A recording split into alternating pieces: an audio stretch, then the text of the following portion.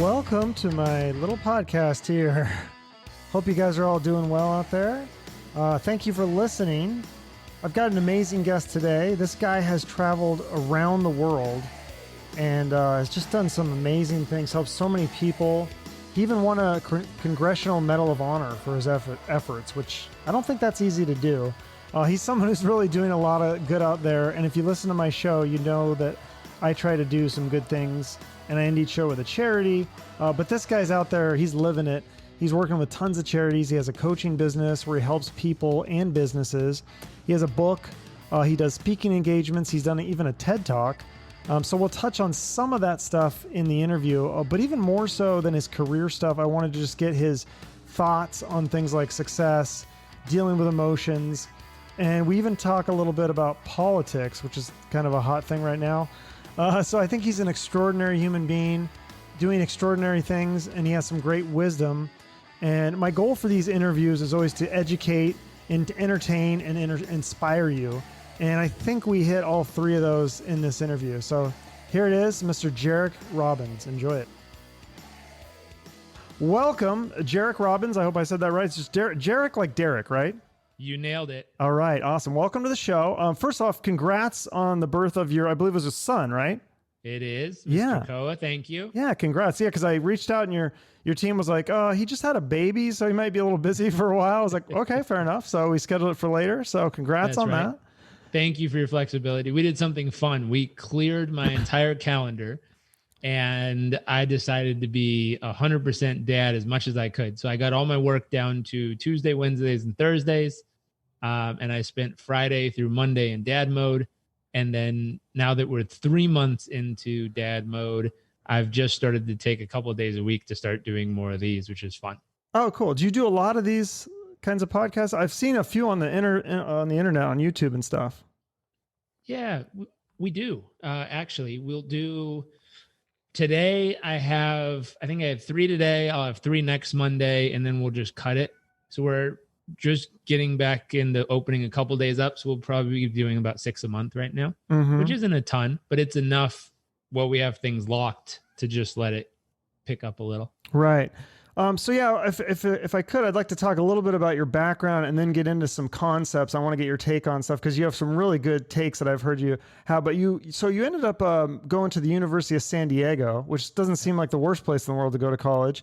And you were actually thinking originally you're going to study political science and law, but then you switched your major to psychology. And it was interesting hearing you explain this because you had already kind of learned a lot of the advanced psychology techniques. And then you kind of went backwards and then you started learning the basics. So explain to me how that worked, because you had kind of already had a lot of this knowledge. Sure. Well, it was split. Knowing where you are now and knowing what works now is awesome. Knowing the history of what brought you here is important. And so I knew a lot of tactical tools that could work right now without knowing the history of what brought me there. And so, I mean, we even created a training program for people getting into the coaching space. And the first module takes about 1.5 years of my research and puts it into 90 minutes for them, just to show the evolution from behaviorism to, cognitive behavioral psychology into the humanistic movement and the evolution of how people started diving deeper into psychology and the evolution of consciousness. And you start blending all this stuff together and then you go, oh, yeah, that makes a lot more sense why we use this or why we don't use that. I think history becomes really important. I'll take you on a side tangent real quick. We were in Kuwait doing a training for an organization. We were the gentleman who picked us up from the airport. He's a good friend. He organized the event for us. And he was Nubian. Now, Nubian is a place in Egypt. And he was talking about how the Nubian people are becoming a myth in Egypt right now. And I was like, a myth? How do you do that? How do you make a whole group of people become a myth? And he's like, well, they've taken it out of the textbooks. There's a language that they speak that if, they get in a bickerment with the police or something, the police will attack them if they speak the language. And so they're having this kind of tiff go on. And I'm only hearing one side of the story. So I'm sure there's 2 sides to this story. But from one side of the story, they're removing this part of the history out of the history conversation so that it no longer exists. And then I thought about that and I said, where else had this might have happened? Or might they have not included all the facts? And I went back and I was just reading a 500-year history of forms of power, countries or governments or organizations that have had global power. And, China was really high and then came down. The Netherlands went up. The UK came up. Eventually, America's formed. America comes up. I'm like, this is so fascinating. And in looking at it, around World War, right before World War, I think it was II, I was like, what inspired in my history book in the US when I read, the Japanese were not part of the Allies. And so they bombed Pearl Harbor and that ignited a sleeping giant of America who got into the war. But no one ever told me why the Japanese bombed Pearl Harbor. And I went and read and I found out that Japan had 2 years left of oil supply and were now going into mainland China looking for regions that had oil rich environments where they could occupy and take the oil. And America, the US, sold military equipment to China to protect against that, which pissed the Japanese off. So they came and bombed Pearl Harbor. I was like, well, that wasn't in the book. Right. Who left that out? Because that seems like a pretty important fact or part of the story. Well, yeah, because So in the history of things, looking back, I realized even though I know tools that work right now, I didn't know the whole history of the stuff I was using. And so psychology became really important to me because it started to teach me the basic understanding and history of the tools I was using and what actually got me there. Because that's a really important fact. To know that the US sold some stuff that pissed off somebody, right? Not just that somebody randomly attacked. Right. No, that's definitely, Like that changes the story quite a bit. Right. And the same thing on a lot of these tools. Yeah. If I didn't know why one of these tools came about, I might be thinking like, oh, this is a horrible tool. That's just weird. And then you hear the whole story and you're like, actually, it makes a hell of a lot more sense once I know the details. Right. No, that's interesting. And then, so besides studying at San Diego, you did the semester at sea program. This is interesting. And you traveled all these different countries, Japan, China, India, Vietnam, yada, yada, yada. And you said that was kind of the inspiration for a lot of your work and your volunteer efforts and, finding a way to make a positive difference in the world through philanthropy and being a volunteer. So my question to you at that point in your life, you must have been, I don't know, 21, 22 when you're doing this semester at sea. I feel like most people, I think my brother did a semester at sea in Australia. And I think he did not come back with the same, ideals of helping the world and philanthropy. I feel like a lot of people at 21, 22 are going out to, and probably myself included, party and have fun and enjoy it. And you're totally you're having this advanced maturity. How did you have that kind of view of the world at such a young age? So there's multiple semester at seas, just so you know. There's some that are done on sailing yachts where you learn how to be a seaman. And you learn how to sail and manage the yacht and you study and learn on board, but it's more of like a working semester on a sailboat, a giant sailing yacht.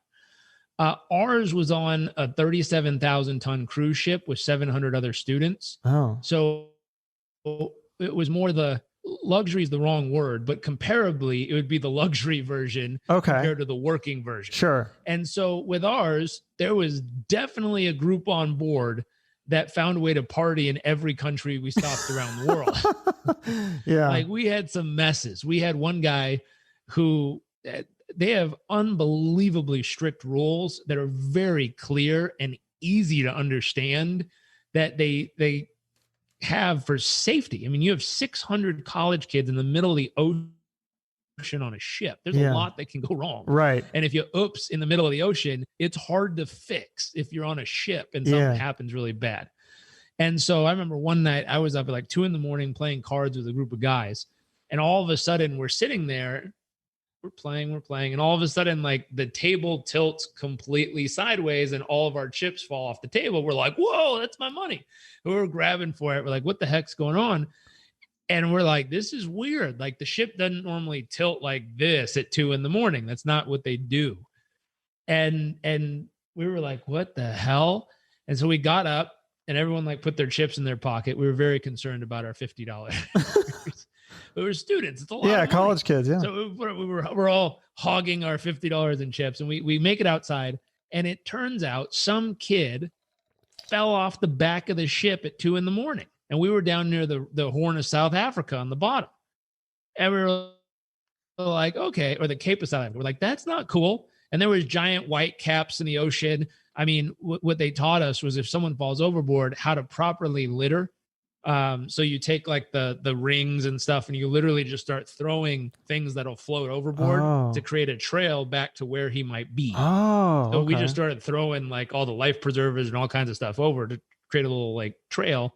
And then the boat literally takes about 30 minutes to hang a U-turn because it's a giant ship. Right. Okay. So 30 minutes later, we're coming back around in a circle, and we're going back. And then they put this little boat in with like 4 guys to go rescue him.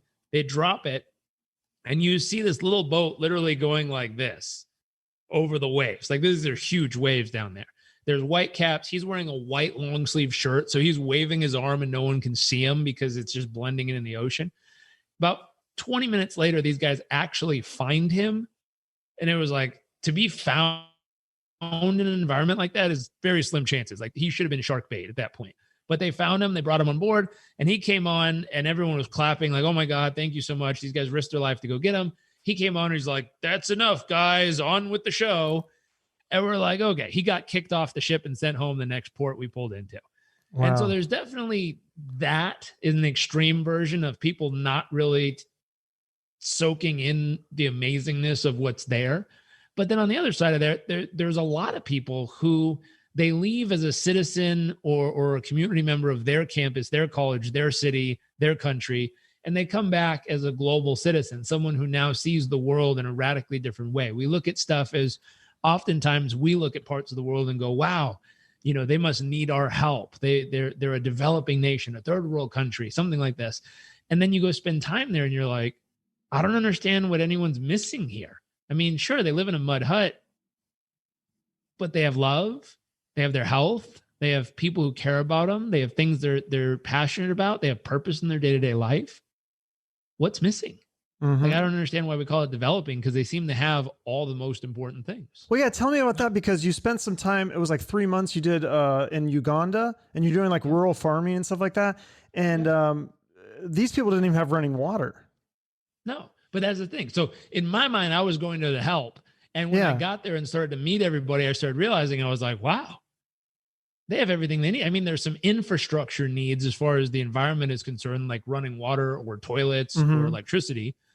But besides that, they have everything you really need to have a wonderful life. Do they complain about not having the running water? Or? No. It's just... Isn't that fascinating? I would complain about it. Or the volunteers would be like, oh my God, there's no running water here. And someone else is like, oh, you just keep living your life. And that was the amazing part. You know, when I was a kid, I remember at 15 years old watching Biggie Smalls and P. Diddy on the music video Hypnotized, thinking like, that's living. Yachts and helicopters and cars and planes, and like, that's really like living. That's enough in life. Like, that's everything.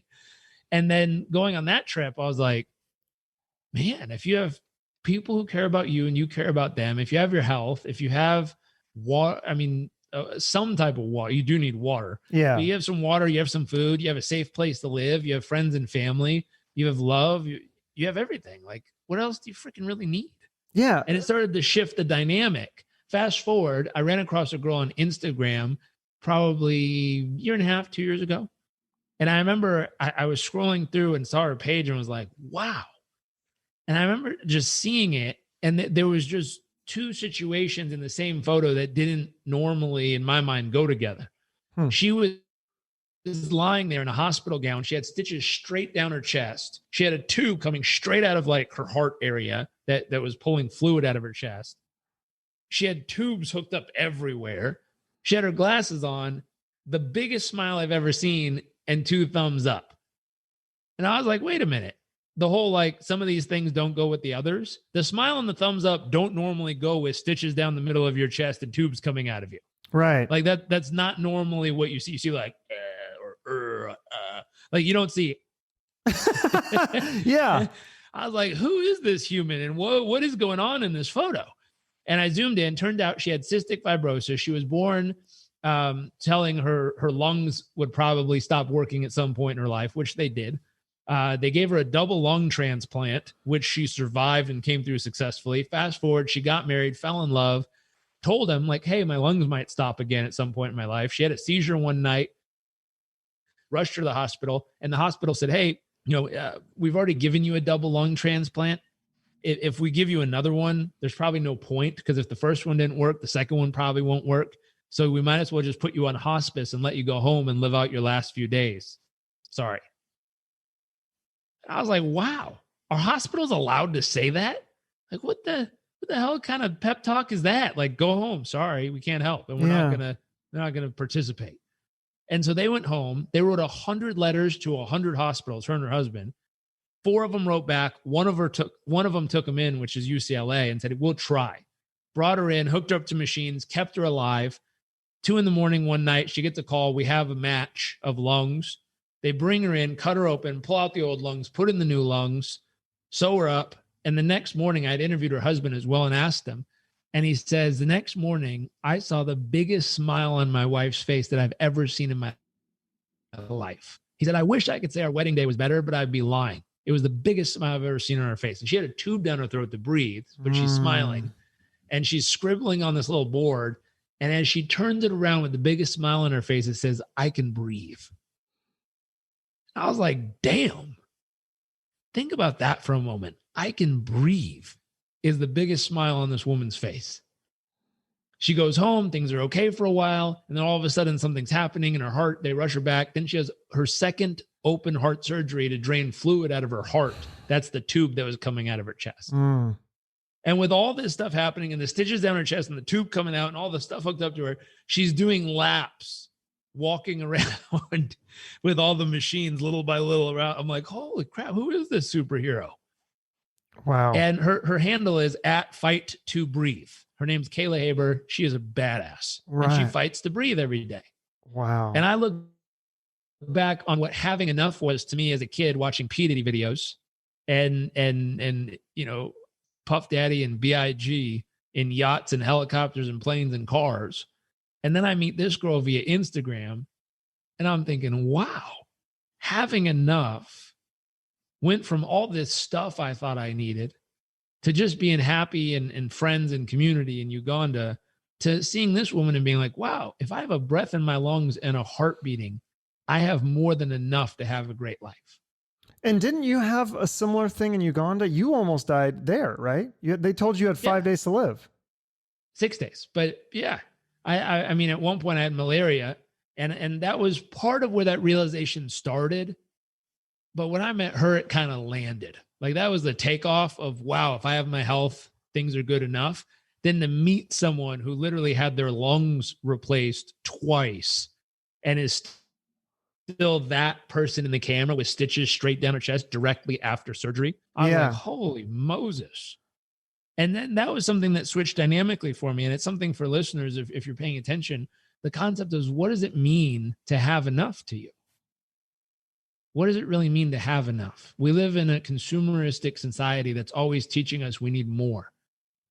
Second one, what does it mean to be enough? This is interesting. I remember I was in Ecuador and I was looking up at one of the billboards and our tour guide who was there, we were taking like a tour of the place we were in. And I was like, quick question. Is the person on the billboard from Ecuador, the model? She was like, no. I was like, well, where are they from? Where's the person on the billboard from? And she's like, maybe Nicaraguan, maybe Brazilian. I don't know. They're not Ecuadorian though. People here don't look like that. What? And I went, really? And then I looked around in New York City at all the models on the billboards. And I was like, most of these people are not from America. They're Brazilian, European, but they're not from here. That's weird.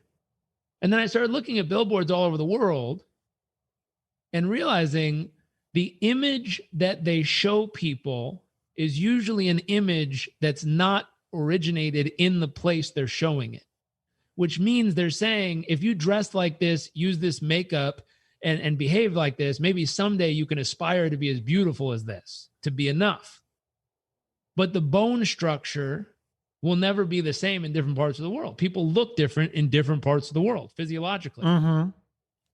But they're telling us if you use their face paint long enough, maybe you'll look like him or her.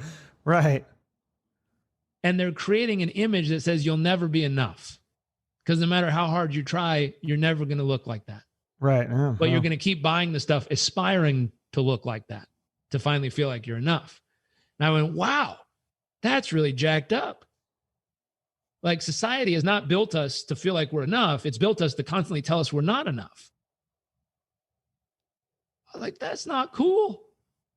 Yeah. No, that's really not cool. Yeah. I mean, if you look at it like that. I understand the psychology of selling. Right. Because marketing. if someone could achieve it, then they'll get bored and go buy something else or go do something else or go finally feel like they're enough and not need to buy the stuff anymore. So you need them always aspiring to something they could never actually be. Right, because and then they'll exchange the models because eventually the models get older and then they can't even themselves live up to those standards, right? Exactly. Which I have friends who are models in New York City and they have that own feeling of like beyond beauty. I spent my whole life trying to be this beautiful woman or beautiful man. And I've gotten a stage now where they're no longer casting me because there's younger people they're saying is now beautiful and I'm not. And they had to work through their own grievances and their own nervous system to go, wait a second, I am still beautiful, regardless if that person over there tells me I am or not, or chooses me or not. And so there's this weird system in society that's built to always having us chasing something that's not us instead of valuing what is us. Yeah, that's deep. That's wild. Yeah. And it's built deeply into the businesses around society. Definitely, yeah. Well, they benefit tremendously from it. Yeah, and also I think the social media is the newest aspect of that. Like, and especially with kids, with the Snapchat and the filters make everybody perfect with the filters. Then they are. And you can't live up to a filter. Your face is not enough, but if you swipe 3 times and get the right filter, then it's close. Right, exactly. It's not it, but it's closer. Yeah. And you're like, wait a minute, what the shit are they teaching people? Like, that's not cool. Yeah. And I understand, again, this is psychology. I understand why it works. I think it's a pretty bad idea. Yeah, no, definitely. Well, now, the likelihood big companies are going to go, oh, Jairek thinks it's a bad idea. We'll stop that. Yeah. Slim. No, because they're trying to sell stuff. So totally. Yeah. And they've been selling a dream forever. Watch this one. If you go all the way back to baseball and movie stars, Marilyn Monroe and Joe DiMaggio, that was the dream, man. Become a movie star, become a ball player. Everything in your life will get better if you could aspire to be these things. Fast forward. Become a basketball NBA star. If you could make it to the NBA, my goodness, everything in your life will change for the better. Fast forward. In the 80s, if you could work on Wall Street, drive a Ferrari, you've done it. Like the Wolf of Wall Street. You've made it, man. Yachts and girls and cars and men and everything else. Fast forward. I'm going to figure out which order these are in real quick. I think there's a blend right now. There's 2 dreams being pitched by Hollywood. Number 1, if you could if you could have $1 billion idea, if just the idea, you don't even have to figure out how to actually build a company or do anything with it. But if you have $1 billion idea, your whole life could change for the better. Shark Tank. They're training you. You just need the idea. You don't need to know how to run a business or put in the 22 years of actually doing something. Mark Cuban will do it for you. Just an idea. Now, the truth is, just the ideas don't only go far. The people who actually run the business get the good investments and actually do something with it, but they're not pitching that. It's just the idea. And my goodness, you don't even have to have a profitable idea. You could have an idea, have 13 friends working with you, and Facebook could buy you for $1 billion. #Instagram. Yeah. You didn't even have to work. It just had to be an idea that's floating around that someone else wants. So there's this entrepreneurship, just idea situation. The flip side is if you're really good at arguing with your sisters and you can create a makeup and you can become Instagram famous, my God, you can become the youngest billionaire on the market. That's the other pitch that's going on right now. Those 2 Argue pitches, with your those sisters. are good. I like that. Yeah. And what's interesting with both of them is they're somehow flavorfully familiar, because anyone can come up with an idea. Mm-hmm. Anyone can argue with their family. Yeah. So it's close enough that it feels tangible. Like I could do that. Not Yeah. everyone could jump from the free throw line and slam a ball. Right. Like not everyone could jump that far. So we figured out like, okay, even though I love basketball, there's slim odds I'm gonna make it unless I have certain physiological capabilities or determination or strength or courage or willpower, or whatever. But arguing, I mean, shit, a lot of people are pretty good at this on the internet. Yeah. So it's like the easy ways. If this crew could do it, yeah, I just need some friends to bicker with and talk shit. And my goodness, we might be the new queen family. Right. Well, so and so these are things that are, again, they're dreams being pitched instead of the reality. The reality behind that family, they're actually really smart and they've done a hell of a job at marketing and promotion. And they do a really good job at capturing eyeballs and keeping attention. Right. But that's not the dream. They don't show you the work it takes to do that. Huh. They show you if you just argue and create a makeup brand, my goodness, you'll become a billionaire too. Yeah. So because you did a TED Talk in 2013. It was the simple formula to inspire the world to live their dreams. And so I like this. I listened to this last night. It was a 3-step philosophy, very simple: learn it, live it, and give it. And so most people skip that second step and I'm guilty of this too. I realized this. I'm like, cause I started a coaching business. I learned all this stuff and I was like, now I'm ready to give it. And I don't think I was living it as much. And that's why people were not reaching out to me for coaching because I was not being the example that I needed to be. So, I mean, explain that more to people though. So this is a little bit of the history piece too. There's a sliver kind of slice in between a mentor and a coach. A mentor is someone who's done it, who's showing you how they've done it and how you can do it too. Right. A coach is someone who doesn't necessarily have to have done it, but they can get you to do it better than you've ever done it before. Mm-hmm. And so a mentor might have been Michael Jordan trying to coach his basketball team in Charlotte, which did not go very well at all. Now, he's probably one of the best mentors on earth for playing basketball and determination, focus, and intensity. Yeah. But he was not the world's best coach in getting those players to perform. Because when they didn't give their all, he would just be like, what's wrong with you? Try harder. It didn't, like, not giving your all was never an option in his mind. So he can't comprehend why someone would not give their all. Like, it just doesn't make sense to him. And so he's an unbelievable player. Okay, coach. Versus Steve Kerr, he's turned out to be unbelievable, really good player.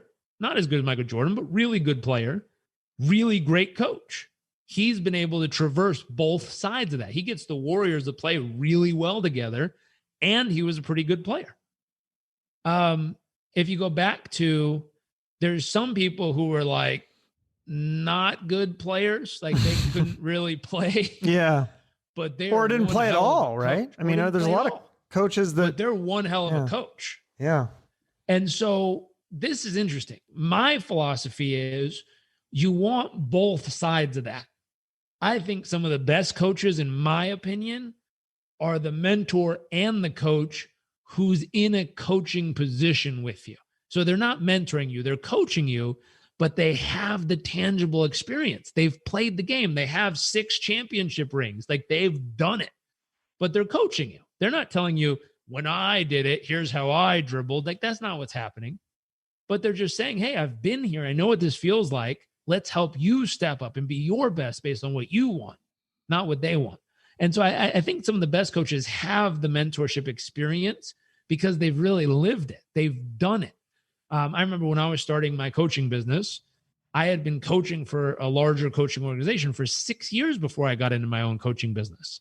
I had 6 years of learning how to do it and practicing with hundreds of their clients before I finally left on my own to try my own. Now, the reason I started my own is because they wanted me to coach on business coaching for their company. And I had never opened, run, built, scaled, managed, or anything within my own business. I didn't have a business. So I was like, how in the world am I supposed to coach someone on something I have zero experience with? And they're like, well, we're going to train you. We're going to have you attend the course. We're going to have you read the manual. You're going to learn the steps and procedures, and you're going to coach people through it. I was like, I get it, but I feel far out of integrity because I literally don't know what it's like to hire somebody. I don't know what it's like to put together systems processes. I don't know what it's like to build a lead acquisition system or a lead conversion system. I don't know what it's like to figure out what the max capacity is on this certain product or service. Like I don't know business at that point in my life. How in the world am I supposed to coach business? And so there's a little slice where it says great coaches ask great questions. So you can do it if you ask great questions. So I did it a little bit and it felt radically incongruent as a human and a man. So I just decided this isn't for me. I'm just going to start my own business and learn this stuff hands on. I'm going to take what I've learned and I'm going to put it to use in my own business and then I'll have experience. So I did it. My business took off way quicker than I thought it would. So I was like, well, wait a minute. What am I doing when I could just have my own version of this and do my business? So I broke off, went and did my own business and it started working. I thank goodness found a partner and we did a partnership together. And when I first went off on my own in coaching, I'd sign up like 1 or 3 clients a month, which was normal and average. Average coach makes about $40,000 a year in revenue. We partnered together with her. We put together this little event. Partnerships have 3 pieces: reach, relationship, and a world-class product or service. She had the reach. We built a relationship with the community. And then we built a brand new program together. And when we did it, within 16 months, we had sold $800,000 worth of our services. Now I was 24 years old, living in the front den of a house. My overhead was probably $2,000 a month. And my portion of the 800 grand was 100 grand. She got to keep the majority of it. But 24 years old, making $100,000 with a $2,000 a month overhead. That's pretty good. I was killing it. Yeah. Like in my mind, I was like, I did it. Like it's going to work. Holy Moses. Now that was 100,000 in revenue, not profit. And I didn't know the difference of these things. So I was about to learn a bunch of lessons. And so as you fast forward through my career in the beginning, I had a coaching practice, which was me coaching people individually. It was not a business yet. It was a practice. I owned my own job is another way to say it. So if I didn't work, nothing happens. I was in a rowboat rowing. How we think we solve that, which is what I tried. We think the way to solve an exhausting rowboat type business model is to just make it a dragon boat and have more people rowing with us. So I was like, that's how we do it. We'll just get more rowers. That just is exhausting. Your role changes from rowing all day to row. And if you're not around, they don't row and nothing happens in the business. So that's just as exhausting. Your vocal cords go bad instead of your arms. Eventually, I think you turn it into a pontoon boat. Pontoon boat isn't meant to go far or fast. It's meant to be comfortable, but it's got an engine on it. Okay. An engine is people, processes, and dashboards, like people doing specific things and you're measuring to make sure it's working. But it's an engine, like you squeeze the handle and it's like it goes faster than a rowboat or a dragon boat, but it doesn't go fast or far. It's just kind of comfortable. And so I all of a sudden, about 6 years into my sole proprietorship, I started an actual business. And I had a little pontoon boat. Like I'd turn it on. I knew my number. As long as I got to my number every day, I would retire for the day and go out to the beach in San Diego and hang out with my friend Alex. And we'd go skateboard and scooter and work out and hang out and basketball and all kinds of stuff. But I just hit my number every day and call it a day. And that's the pontoon boat. It's comfortable enough, good enough, cut it, go do something else. And I did it. And I did that for a few years. And then I eventually got married. Eventually, we just had our son. And somewhere about 5 or 6 years ago, I met a business mentor who showed me the difference between what's good enough and what's really possible in business. When you go from like operator to owner and this transition, and he showed me what ownership looked like. He had a business doing somewhere around $10 million a year. His work every day was to open an email at 6 p.m. for 20 minutes and make sure all the blocks were green, his dashboard. And as long as all the blocks were green, his day was over and he just shut the email and keep going on with whatever he was doing. And I was like, wait a minute, your business is doing $10 million a year profit, net profit. and you check an email every day. It's like, wait, I'm sorry. How does this work? Sign me up. Yeah, that sounds great. What kind of magician are you? Yeah. What in the world? And if you look at the analogy, rowboat, dragon boat, pontoon boat, and then you have those go fast boats, like the cigarette boats, the 55-foot race boats with 6 engines on the back that goes fast and far. You can drive that from San Diego to Newport Beach for dinner, and you could be there in about 40 minutes on the open water going 90 miles an hour up the coast in the ocean. Now, how much energy do you have to exert to go that far and that fast? It looks like this. You push the throttle down. And how much do you got to steer? It looks like this. Doesn't just take a lot of work. Point it in the right direction. Now, if you're in a rowboat and something big's coming at you down the river, to get out of the way, it looks like this. Yeah. So how do you get to that point then? That was the whole game. I met this guy 5 years ago, and he's like, I'm going to show you.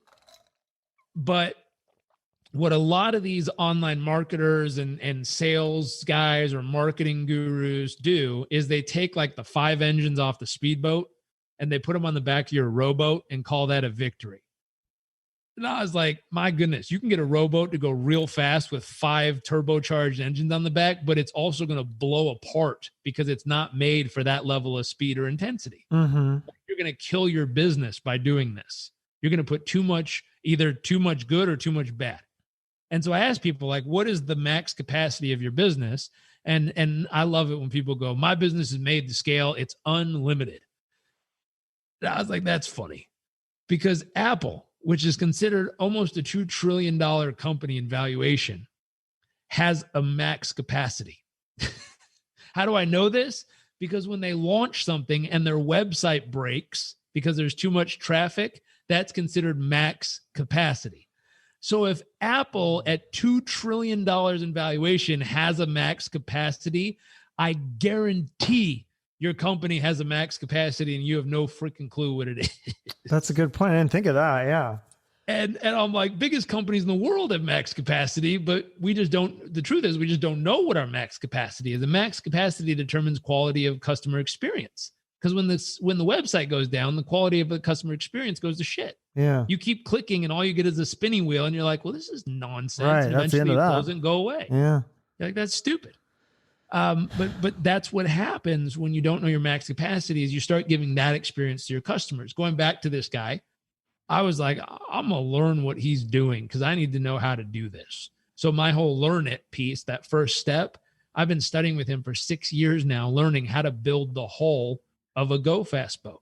And what I found out was you have to slow down to speed up. And I was like, oh God, is this guy Mr. Miyagi? Am I going to get like weird paint the fence techniques in business? Yeah. And like it's wax on, wax off. Yeah. And one day my business is going to go. But last year our business grew 42% and we made more profit in Q1 than all of the year prior. This year with the pandemic, I mean, we got our ass kicked a little, but we're only growing at 24% as of now, year to date. And I was like, wait a minute, we're growing 24% in a pandemic. That's not bad. I'm sure a lot of people would love that. Really good. It's not 42%, but it's 24, 26%. So what do you, holy Moses. And so it's the process of building the hull. Yeah. Because as you build the hull, then you can turn up the engine and it will go much faster, much further without as much friction. Okay. But you have to take time to build it is what he taught me. So I had to learn how to slow down and build the right things so that when we do step down on the accelerator, we have the type of business that can sustain the speed and velocity in which we want to grow it. Okay. Well, so, I mean, one of the biggest things that you did, just even going back to that business, I mean, you took a leap of faith, and you've talked about fear versus faith, because fear is where people are thinking about things that are going wrong, and faith is where you're focusing on everything that can go right. And don't you kind of need a little bit of both of those things? I don't know. I had a client go into surgery for stomach cancer a few weeks ago, and I don't know about him focusing on dying. I don't know how much that would have helped the 20 minutes before he's going into surgery. Right. There's a lot of people where it's failure to thrive or they just give up halfway through because they don't see a compelling vision. They don't see where they're going. They don't see a life worth fighting for. So they just quit when it gets hard and it's too much pain. And so for him, I was helping him train his mindset before. And I said, I want you to repeat a 3-part pattern. I want you to look back in your past and look for things you're proud of, something difficult that you overcame and accomplished that you're proud of. I want you to look in this very moment right now and think of something you're grateful for in this very moment. And I want you to look into the future and think of something you're excited about. And then I want you to repetitively go past, present, future, past, present, future, past, present, future, something I'm proud of that I've overcome in the past to realize how strong and capable I am, something in the moment I'm grateful for to realize how precious life is, something in the future that I'm excited about to remember what's worth living for that I'm going to go after. And I just did it again and again and again and again. And he came out and he goes, listen, I know people are going to chalk that stuff up as pseudoscience, but I honestly believe it does make a difference. And I feel better when doing it than when not doing it. I was like, me too. And you know, I feel better when I'm doing those things. Someone told me I had 6 days left to live. I started repetitively dancing between past, present, future. You know, what I'm proud of, what I'm grateful for, what I'm excited about. A life worth living for, a life worth going after, something in the future I could see that was compelling enough to want to make it through, you know, the 20 something hours of barfing my brains out with malaria medication. So do you think that fear is the number one thing, like that the number one roadblock to success? And when I say success, like we kind of talked about, like success doesn't always have to be yachts and money, but could just be happiness. Like, do you think fear is the thing that holds a lot of people back from just being happy and being successful that way? I think I like to call it winning patterns. Like if you look at any athlete, so a successful athlete, they have winning patterns, certain things they do every single day that cause them to win as an athlete. I think in order to have a successful life, you need winning patterns, certain stuff you do every single day that causes you to win the day. Now, winning the day is different for everybody. Winning the day for some people is making money. Winning the day for some people is being a great father or mother. Winning the day for some people is being a great friend. Winning the day for some people is getting an A on a test. So what qualifies as winning the day for you is different for everybody. Okay. But the concept of have you set up winning patterns. So certain behavioral patterns you do every day that cause you to feel like you've won the day. Okay. So then besides fear, you talked about tracking emotions. You said there was an app called the Mood Meter that can help. But I know for me, this is something that I deal with. I get so frustrated with technology when it's not working, or traffic, or stupid people. Like, how do you become more patient when things are not going the way you expect? Like maybe you've put in all this work, you've taken the leap of faith, you're following your dreams, and you're doing everything, you think you're doing everything right, but it doesn't always go your way. How do you work past that? Or how do you become more patient with those things? That's something like my girlfriend's really good at this. She's very patient with technology and things. I am not. Like, how do I become more patient?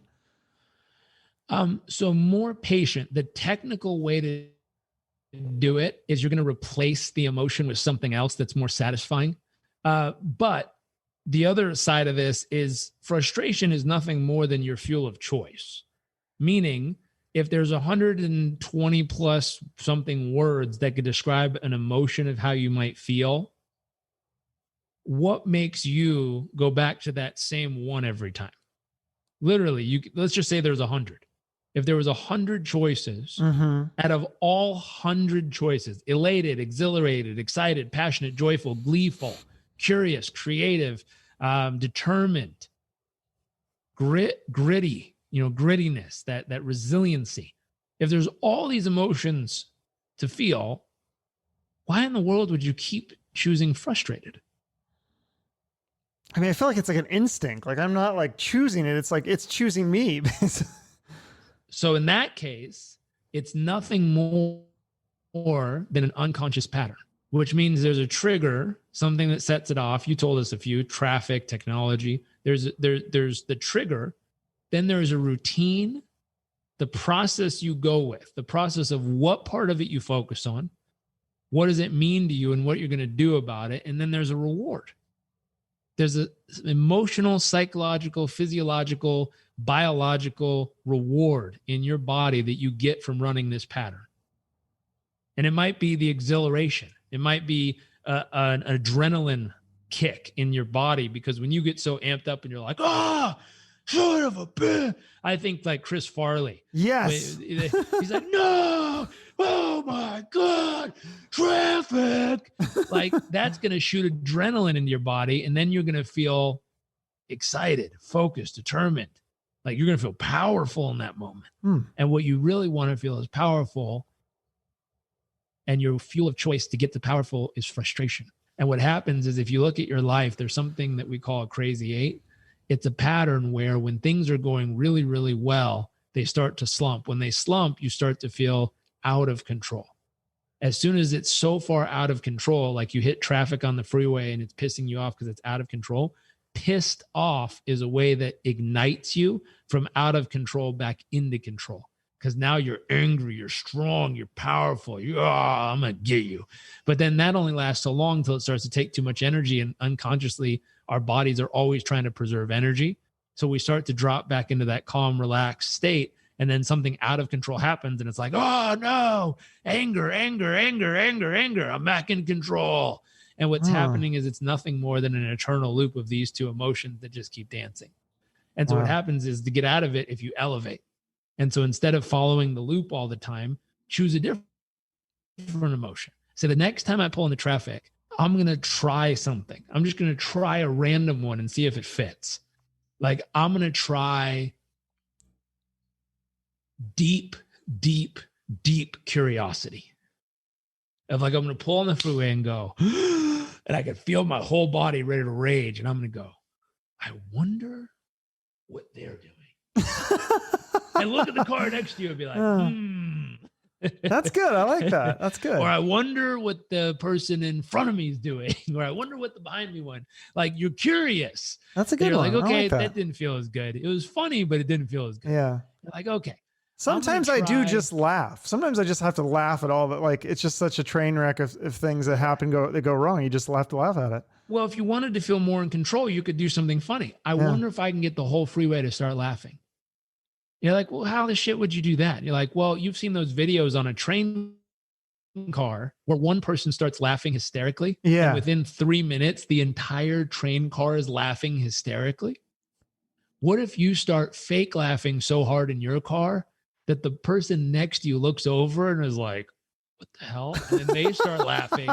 And then someone next to them starts laughing. That's good. And then the whole freeway is dead stopped in gridlock traffic, laughing their asses off. That's good. And it's like, that would be amazing. I wonder if I could do it. That's good. And now that little bit of curiosity, the wonderment if you could do it, and the laughter, if you spend 45 minutes laughing in traffic, it's biologically and chemically healthier for your body. It's making you more resilient. It's setting off endorphins. It's making you stronger mentally, emotionally, and physically. You're actually going to be more filled with energy when you arrive wherever you're going than less. Versus if you do 45 minutes of anger, massively suppresses your immune system, makes you way more vulnerable to COVID and disease and all these other killer things that are out there nowadays. Which means that anger for 45 minutes would make you more susceptible to actually break down the cellular structure of your body, which is more susceptible to disease, death, and all those other things. And it's like, wow. So not only is there a momentary like, oh, variety, fun, I got to try something new, but there's a long-term positive or negative side effect on your overall health just by what you choose. Oh, that's great. That's good stuff. Let's talk about relationships or friendships, I'd say, or people in your peer group. You talked about this, that there's kind of like three categories. People you can learn from, people that are kind of at the same moment of you, and people that you can help or share. So like, but the one question I had on that was, what are the percentages with that? Like, should you have a certain number of like more people that are at the same moment, more people that you can learn from? Or does it matter?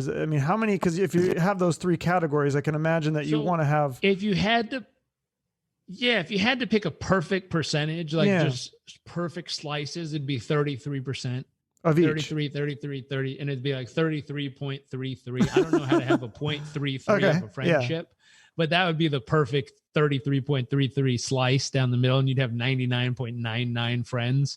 I don't know how that would technically add up. But basically, okay. Point. So like a third round. Thirds. Okay, thirds. Okay, interesting. And if you look at it like that, and you got to handcraft it. What I noticed is most people don't craft their peer group. The number one reason why people get into intimate relationships is proximity, meaning they lived close to the person. And we don't like to admit that because we're like, oh, how did you find your wife, husband, or lover, or person you're interested in a partnership with? And they're like, oh my God, just because we have similar values and we both believe in the same things and we both have similar goals in life. And they did a bunch of research where they sit couples down in separate rooms and they say, what are your values? What are your goals? What do you believe? What are you all about? What's this?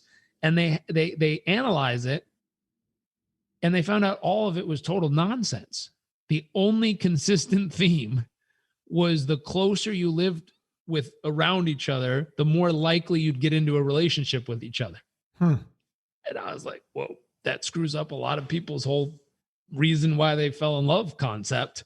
And what was happening is the same thing happens with friends. So I figured this out and I was like, oh my God, that's so true. How did you choose your 5 closest friends? And it's like, usually you went to school together, or you lived down the street from each other, or you were involved in some type of athletic league together, or you worked together. Like, it was something about proximity was how you chose your friends. And I'm like, well, that's not always the best idea. Right. I was like, why don't you handpick your friends? Why don't you pick the people you'd want to learn from, you'd want to share with, and you'd want to be able to share, give to or trade secrets with? And I remember I wanted to learn more about startups and investments, be an angel investor, invest in startups. And I was like, okay, where in the world does this go on in mass? Not like finding the one in my neighborhood that might be a new startup idea that some kid has in his garage. And who knows, maybe that's Apple. I have no clue what that's going to turn into. But where there are a bunch of them, like a ton. And I remember saying, okay, New York has a bunch, Florida a little, London, England has, Austin's kind of popping. And then I'm like, but San Francisco is popping with startup technology. Like, they've got tons of them just everywhere, all these people. So I looked at my wife and I said, hey, this is going to sound crazy. Do you want to move to San Francisco for a few months? She's like, what? Why? And I was like, I want to work on building my peer group in the startup technology world.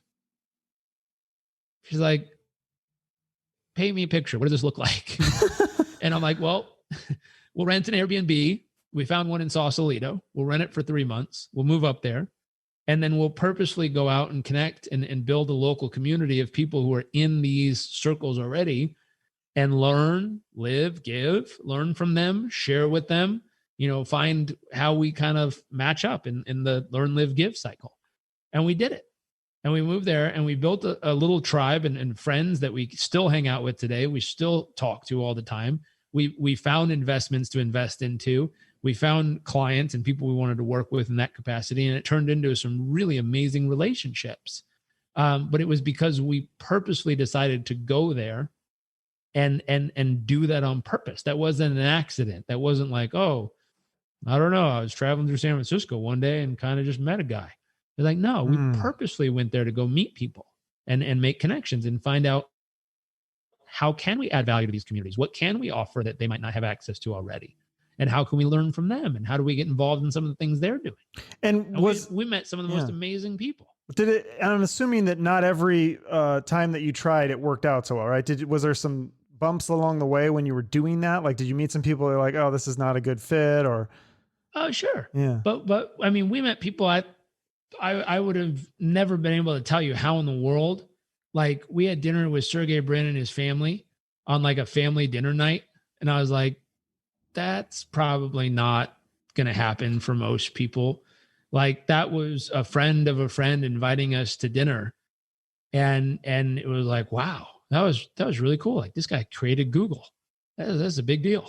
Wow. And then we were having, we got invited to this, a Wim Hof ceremony or ice bath thing that he was teaching. And I was lounging on a yoga mat like they do in a cuddle puddle of San Francisco.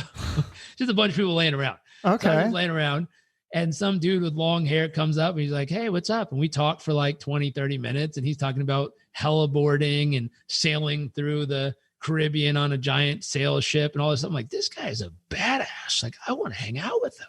Like, I just think he's so cool. And he walks away. One of my friends comes up and goes like, oh, I see you met the PayPal guy. And I was like, who's the PayPal guy? they're like, oh, he's one of the founders of PayPal. It's like, no shit. Wow. Well, I didn't know that about him. I just thought he's one adventurous dude who's really freaking cool. Yeah. And so all of those things happened organically. Like that wasn't me being like, okay, next on my list is Tom. How do I meet Tom? Like that's not what I was doing. I was just organically showing up and always trying to add value. Yeah. And you put yourself in And that it's like, hey, situation where those good things would happen too, though. So Well, that was and purposeful.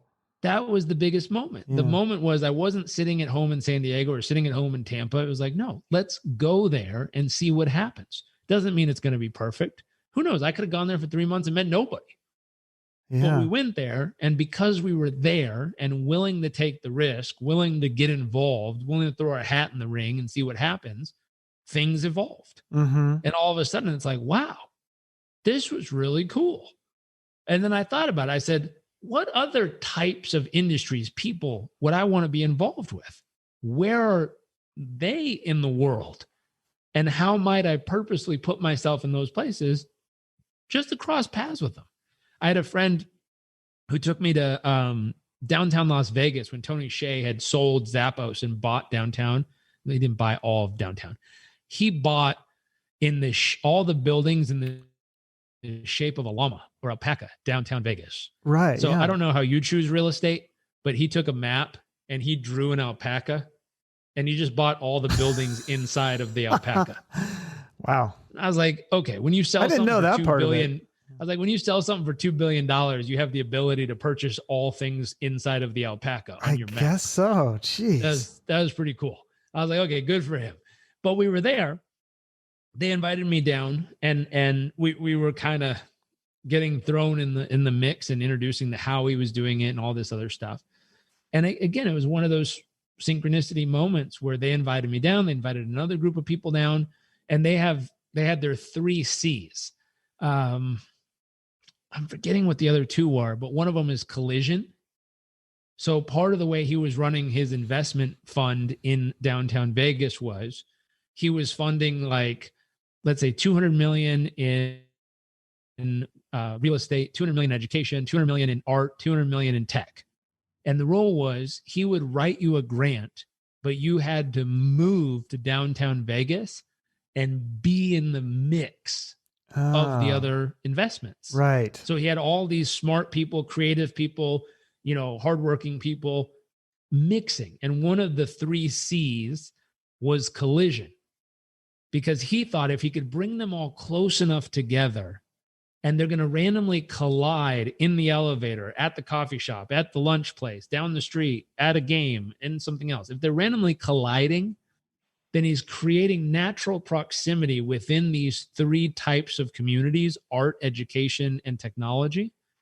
And they're going to move ideas between each other in a way that normally wouldn't happen if they were separate all over the world. So he purposely brought them together in an alpaca incubator of the city and caused them to collide with each other so that natural sparks would happen between each other. And one person in the education says, oh, I have this unique way of teaching entrepreneurship to young people. And this person goes, oh my God, I could build an app for that. I go, really? And all of a sudden that elevator ride turns into something that cross-pollinates something that would have never randomly happened if they weren't in the same elevator. Yeah. It's very cool. So I believe in the concept of collision, Yeah. which means you have to put yourself in proximity with people you want to be colliding with for the opportunities to expose themselves. Oh, that's really smart. Yeah. And that's interesting. Yeah. Because a lot of people I interview, it is a lot of that, like they're in the right place at the right time. And it's usually not by accident. Like if you want to be a rock star, you're usually not staying in Nebraska, or they move to LA or those kinds of things. So yeah. That's interesting. And it's collision. It's right place, right time. People say in New York City, they're like, if you live in New York City, there's opportunity on every street. Like you walk down the street, bump into someone, there's an opportunity for something you could go be a part of if you want to. And the key in those places is learning how to filter what is the right opportunity to get involved with and which ones aren't. Same thing in the startup world. I mean, you could throw $10,000 seed money at 100 different companies and realize that in a rough time like we're in right now economically, 95% of them are going to fail in 10 years. That means if you gave $10,000 to 100 companies, 95 of them are literally going to be gone. Yeah. Of the 5 remaining, that doesn't mean they're profitable. It just means they haven't died yet. Huh. You're like, oh my God, that's going to get expensive really fast. Yeah. Well, and then I think one thing that I had Chris Widener on here, and you guys have a same piece of advice that I just recently heard this, but it was really good advice. Like if you want to get involved with something, people always reach out to these celebrities or successful people and they ask for a favor. They ask for something they want them to do, but instead reach out to them and say, how can I add value to your place or your company or your business? And I think you had a story about somebody reaching out to Jim Cramer, who's like a very... Yeah, James. Yeah. So the key with, I realized this after it happened a few times. I had worked really hard. People started to notice. And, I'd get emails where people were genuinely trying to use a formula to connect. And the email would say, hey, Jairek, I like your work. How can I be of service? Or how can I be of value? ? Yeah. And I said, okay, that's such a genuine, kind email to send, to be honest. That is really genuinely a kind email. And what they don't realize is they're accidentally putting more work on my plate. Right. Because now I have to look up who the hell they are. I have to research them. I have to figure out what they're actually good at. I have to then cross-reference that with things we're working on and see if there's any use anywhere in what we're doing in their skills and our thing. And then we have to have the discussion to see if they can do it, or they're willing to do it. Is it their nature to do it? We got to actually, there's all this work that goes into answering that question if I'm going to actually answer the question.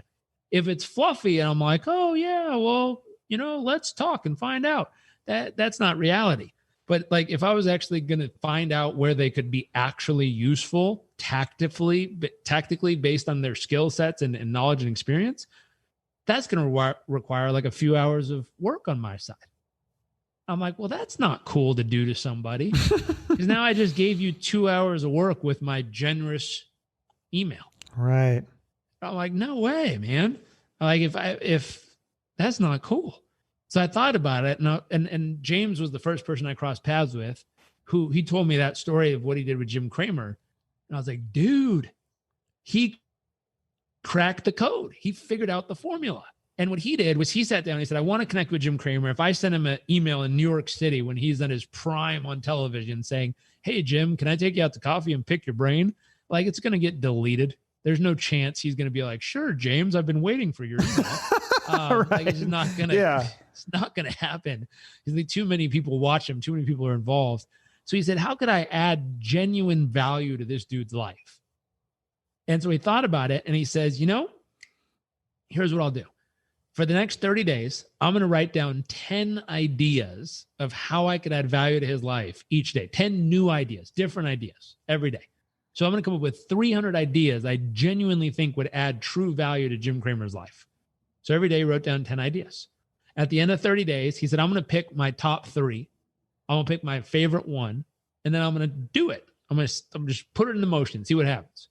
His favorite one was 10 blogs I wish you would write as an avid reader of your blog. He's like, I've read every blog you've written. I watch your show regularly. Here's 10 topics I wish you would cover in detail on your blog. And then he said, well, wait a second. If I send that, that's okay. He's like, I'm going to do the research on these topics. So he went and did the research and he pulled up all kinds of facts and data and information. Right. And then he put the links and information in, here's the topic, and here's the 10 things or the 5 things I'd cover, and here's the links of where I'd find the information. And then he's like, well, I could make it better. Here's the SEO friendly title to use. I did all the research. Here's the best title to use on each of the blogs, plus the research, plus the links, plus a short paragraph description of the angle I would take. He wrote all that for 10 blogs and said, hey, Jim, I'm an avid reader of your blog. I love what you do. I'd love to connect with you someday. But for now, here's 10 topics I wish you would blog on. Here's a little bit of research on each topic, a brief summary paragraph, as well as the best SEO-friendly title. I hope it's valuable. I hope you blog on it, and I hope we connect someday. James. He got an email back in 10 minutes that said, James, would you be willing to write these for our blog? This is really great research. He said, I would love to. They hired him to come and write for their blog on their show. And while he was there, he walked around each day and said, what's 10 ways I would make this place better? And every day he just wrote down 10 ways he'd make it better. 10 ways, something that's missing that he could improve. Every day, 10 more. At the end of however long it was, he had identified a software that was missing. And instead of being like, hey guys, I came up with a software idea, which doesn't mean, again, you're giving them more work. Yeah. No, he invested in it. He went and invested his own money, time, and research into building the actual software. Then he brought them the software once it was working and said, hey, I built this software. It would really help in this place because I saw that it was missing and you didn't have any. Would you like it? Would you like to use it? They sat down, analyzed it, and were like, oh my God, this is amazing. They ended up buying it from him for $10 million.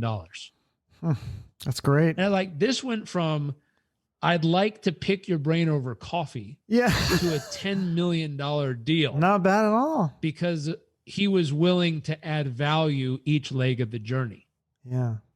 And he did the work. And he never once asked. He did the work. Yeah. It was never like, yo, Jim, do you think this is a good idea? Like, should I actually put some time into it for you? None of that. He's like, I know it's a great idea, and I'm literally going to do it and then just bring it to him and say, hey, I made this for you. That's so smart. Deal. That's amazing. There's a lot of distinctions in that people, if I was listening to this podcast, I'd rewind that 2 or 3 times and listen for all the distinctions of what he did versus what most people do. Right. That's the thing. Yeah. Cause I think most people would just reach out and do like you said, like, hey, let's get some coffee. And he's getting so many of those emails. This one's going to definitely separate from the pack for sure. But he added genuine value. Yeah. Like he really added the value. He didn't talk about the value he could add. He didn't propose adding value. He didn't write an email that says, Jim, I'd like to add value. Tell me how I can. He literally added the value. He added it. He did it. That's amazing. He didn't say like, hey, I'd like to help you find a customer. He brought 10 customers that all signed up. Like, he did it. Yeah. And by doing it, he built a relationship. And that could be applied to so many different fields, pretty much anything. Totally. Yeah. I watched my dad do that. I don't talk about him a lot, but I watched my dad do this with a business deal. He had a firm that he was talking to, and he said, why don't you guys come to my event? Let me see if I could add value. He knew the lifetime value of a client for them. He knew what it would be worth. He knew the type of deal he might be able to strike with them. But instead of proposing a deal, he said, why don't you come to my event? Why don't we have you up on stage for 10 minutes and you tell people what you do and your accounting firm and this and that and all this stuff. And he goes, all right, great. He went out to the audience. He said, how many of you, based on what you just heard, would sign up for their service? And all the hands went up. It was like, let's say there's 6,000 people in the room. And he goes, let's take it a step further. We're going to pass out a little info card. Can you please fill it in with all your information for you, your business, everything. If you actually do want to work, not just you're saying it, but you actually do want to work with them. Then afterwards, he had a meeting with them and he said, hey guys, here's the thing. My team counted, we have about 2,200 people right here from this one event that would like to work with you guys. Wow. If I understand the lifetime value of your client, this is worth X millions of dollars of new business right here. Would you guys like to strike a deal? They were like, yeah. How many times a year can you do this? Yeah. Like, is this what? This is amazing. Like, you got 2,200 leads of people who understand clearly what we do and said, I would like to do it. And they know the price point. They know what's going on. They're in. Sounds good. Yeah. That's a pretty easy lead. This company was out of their mind. Yeah. And he's like, okay, well, let's strike a deal. Write me a proposal. What do you think it's worth? Wow. That's great. But that's adding value. Yes. Not being like, oh, I think I could possibly maybe do something for you somewhere in the future. Like maybe you should write me a proposal and then we'll find out what's true. No. It's like, come, I'll show you what I can do. 2,200 leads. He's like, okay, do you want them? Or that's should I throw them amazing. away? I can throw them away. Yeah. They're like, no, That's we great. like them. They're like, okay, let's strike a deal then. Awesome. Well, and so it's that same philosophy. It goes both for Jim and the way that happened there. It's adding the value first and then saying, okay, is there something else here we could do together, or is this it? Right. And besides adding value to businesses and to other people, one of the things that I always end each episode with adding value to the world, and then working with charities. And I know you work with a few charities. Is there one that you want to highlight right here? I know you work with Make-A-Wish and Habitat for Humanity and Feeding America.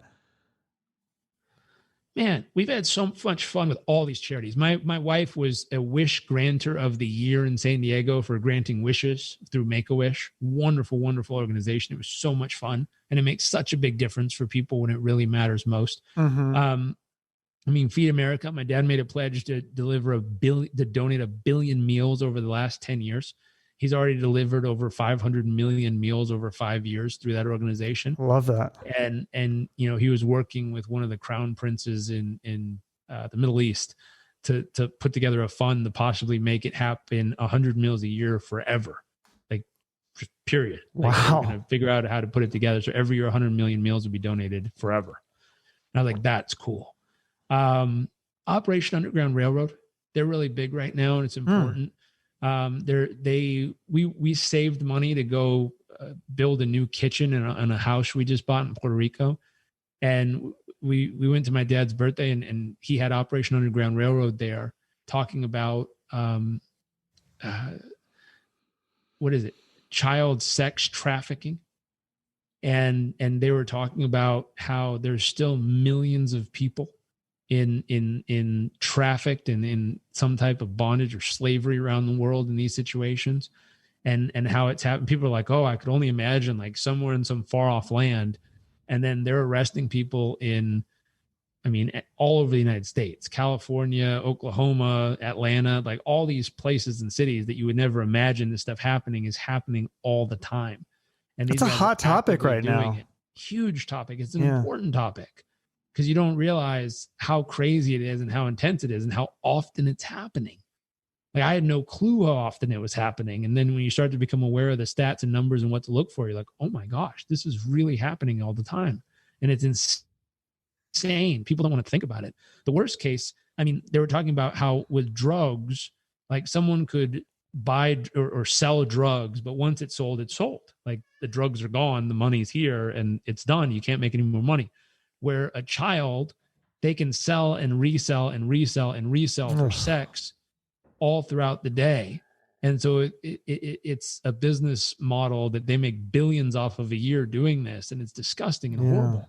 But then there's a step that takes it even more disgusting, which is the organ market, where they go buy or steal a kid, and then they sell the kid's heart for X hundreds of thousands of dollars on the black market for organ dealing. And this shit's really happening in the United States? It legitimately happens. Like, that was my mind. Like, somewhere deep in the jungles of the whatever part of the world, like, crazy shit's happening. And it's like, no, that shit happens in like Utah and Nevada and places you wouldn't imagine. Wow. You're like, no, that is wild. How the shit do people not know this is going on? It's called Underground Railroad Project? Yeah. Okay. And this is something that I learned with two friends working directly with this kind of stuff. I realized there's political unrest and there's some crazy stuff happening in the world right now, and there's things that need to be rectified. Yeah. There's an thought of consequence that happens with some of the statements people are making, one of which was defund the police. In a major city, if there's only enough money to pay for 1 or 2 people to manage a city with 12 million residents, and those 1 or 2 people are in charge of hunting down and busting sex trafficking situations, if you defund that precinct, who do you think the first is going to get cut? Probably those 1 or 2 people, because they could only afford to have 1 or 2 of them in the first place. Right. And that means they don't think it's that important. And if they don't think it's that important, and they could barely fund 2 people in the first place, if you have to cut their funding, I guarantee they're going to take it from those 2 people very quickly.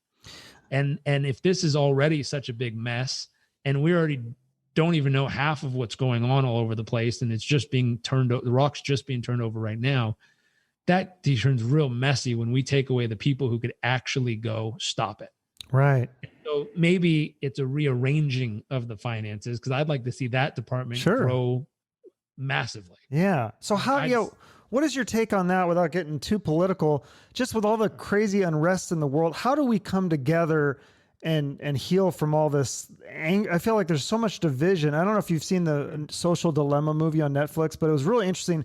They talk about how social media people, other foreign countries are doing a lot of this. They're amping people up to get them angry at each other. How do we come together and be able to go, okay, you're a Republican, I'm a Democrat, or vice versa, or libertarian or independent or whatever. Can we coexist? Can we think differently and still be in the same country with each other? Or do we all have to think the same way? You have to elevate the categories you're choosing, because we could go down to like, I have a long index finger and you have a short index finger, therefore that means something. But most of us don't spend time walking around measuring our thumbs to each other, if that makes sense. Like you and I didn't walk up and you're like, hey, how long's your hair? Oh shit, yours is longer? Okay, that means something to us. Right. Like, most of us didn't be like, how long's your nose? Samesies. We have the same nose. That means we're totally the same human. Yeah. Like, how white are your teeth? Like we don't play this game except for during certain times of the year. We're now being taught that, like, which way are you going? Right or left? Right or left? Which way are you going? Right, red or blue, red or blue.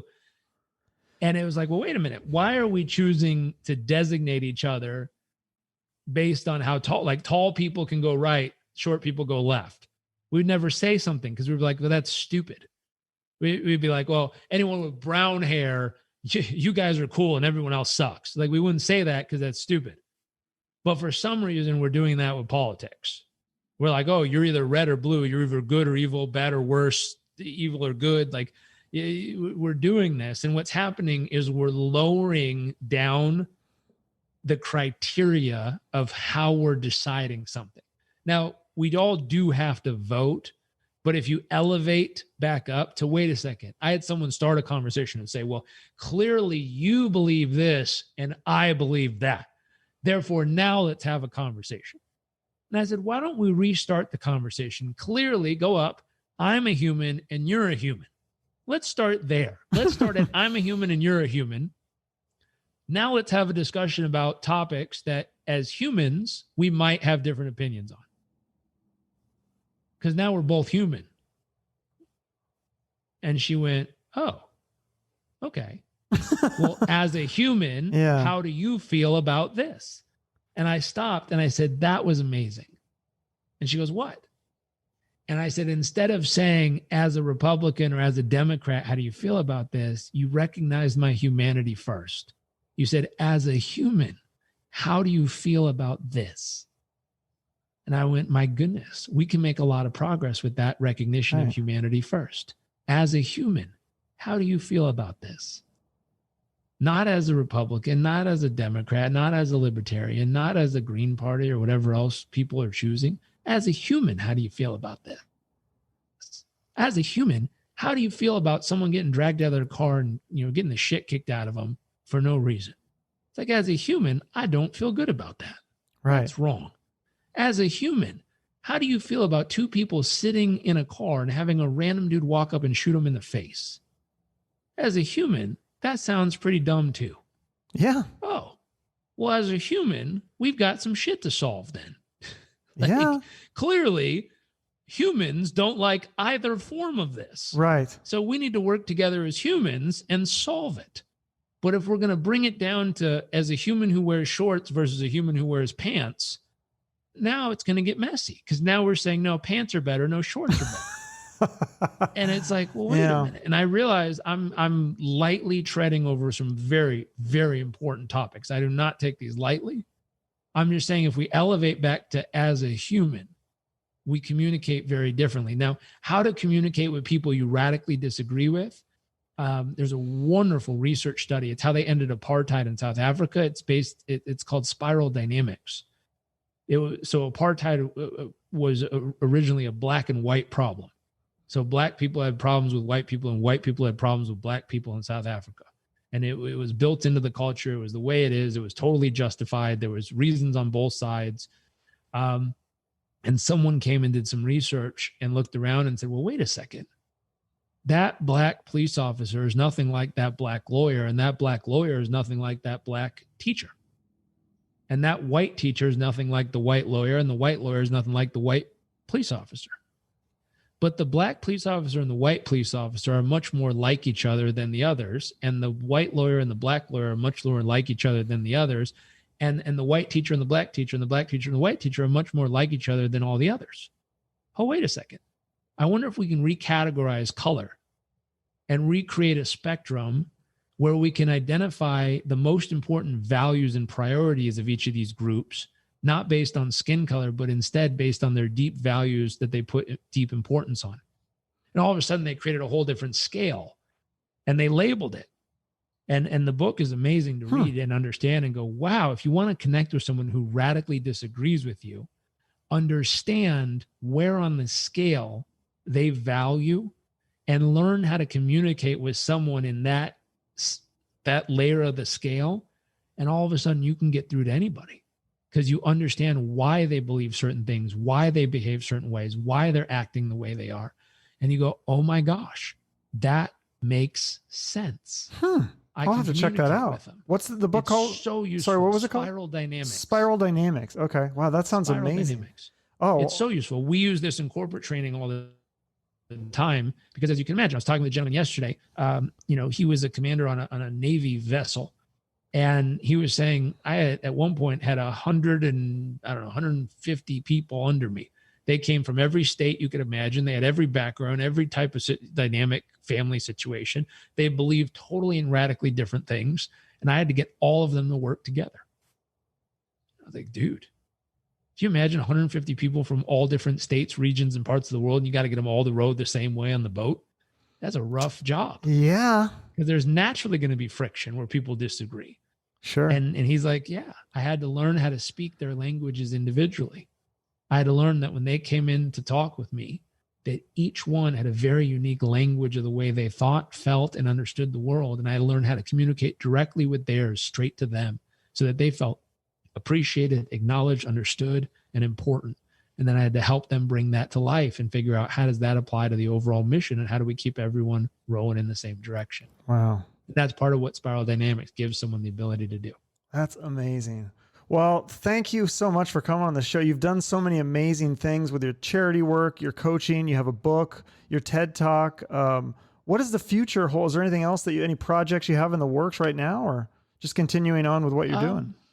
My most recent thing we put together, we saw a bunch of small business owners just get whacked as the lockdown went in place. Sure. And small business owners to me holds a deep place in my heart. I mean, this is how my uncle puts food on the table for my cousins. This is how, people take care of their families. This is how local moms and dads invest to have jerseys for the soccer team at the high school kind of thing. Yeah. And so it's meaningful. Like this is where a lot of that money comes from to do all these things in communities. And I watched them just getting hammered. And so I sat down and said, okay, if I was going to help save my uncle's tile shop, how would I do it? And I wrote down an SOS plan of like, here's the immediate 9 things I would do to get this thing rectified in the right direction and go. And we put together a free training we do every Friday right now, specifically to help small business owners survive this chaos. And we've gotten some really beautiful letters and little feedback from people saying, hey, if I didn't hop on here 7 weeks ago and I didn't apply some of the stuff you've been teaching, I probably would be out of business right now. So I just want to say thank you for helping me keep my business alive. That's awesome. That's Love kind of that. a side passion project we've been working on right now. That is very cool. Wow. Well, thank you so much for doing my podcast. I appreciate it. Thank you for all the great wisdom and knowledge that you have. This is amazing things that you've shared, and people should go on your website to learn more, and they can reach out to you. And there's things resources that you have on your website, coaching and programs and things that you have for purchase, right? Yeah, they can check that stuff out. Find me on Instagram. Jairek Robbins. Yeah. I mean, we push out good thoughts every day to try to help inspire people. Yeah, I follow you. My whole thing is, reach the people who need it most at the moment they need it with the message they need. Yeah. And for everyone listening, like, I don't know who you are, where you are, what you're going through, but I hope something we talked about today really landed at the moment you needed it most. Absolutely. That's great stuff. Thank you so much, Jairek. I really appreciate it. Thank you. Okay. Bye-bye. So that was Jairek Robbins, motivational speaker, life coach, author, overall extraordinary person, doing a lot of good things in the world, has some great wisdom and interesting takes on a lot of this psychology stuff, which is always interesting to me because I love psychology and what motivates people. I mean, I could just talk about this stuff for hours. If you like this episode, you might also enjoy another interview I did with another great motivational speaker and author, Chris Widener. Good interview there, good wisdom. But thank you so much to Jairek today for coming on my show. Make sure to check out his website and follow him on social media. Make sure you subscribe to my podcast so you can catch all the future episodes that I'll have. Thank you for listening, and I hope you have a great day or night. And remember to shoot for the moon.